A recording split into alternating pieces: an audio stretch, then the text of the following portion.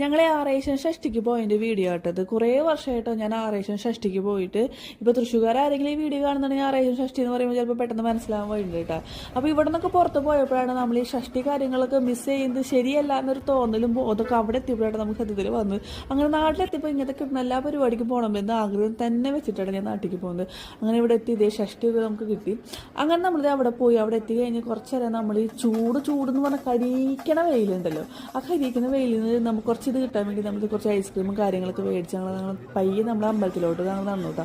അവിടെ എത്തിയപ്പോഴേക്കും എൻ്റെ പൊന്നു തിരക്കെന്ന് പറഞ്ഞാൽ പൂരെ തിരക്കാണ്. നമ്മൾ കുറച്ച് നേരം വിളക്കി കാവടിയാട്ടം നമ്മളും കുറച്ച് നേരം കാവടിയാട്ടം കണ്ട് നമ്മളത് വലിയൊരു പർച്ചേസിങ് കാര്യങ്ങൾ ചെയ്തു. വളമാല പൊട്ടുക്കമ്മൽ അങ്ങനത്തെ കുറച്ച് പർച്ചേസിങ്ങളൊക്കെ ചെയ്ത് ഇതൊക്കെ കണ്ട് അങ്ങനെ നമ്മൾ പയ്യെ പോന്നു കേട്ടോ. അങ്ങനെ പയ്യെ പോരാന്ന് വെച്ച് കഴിഞ്ഞാൽ ഉച്ച സമയത്ത് ഞങ്ങൾ പോയി. ദൈവമേ കരിഞ്ഞോന്ന് വെച്ച് കഴിഞ്ഞാൽ കരിഞ്ഞ് ഇനി ഒന്നുമില്ല കരിയാനായിട്ട്.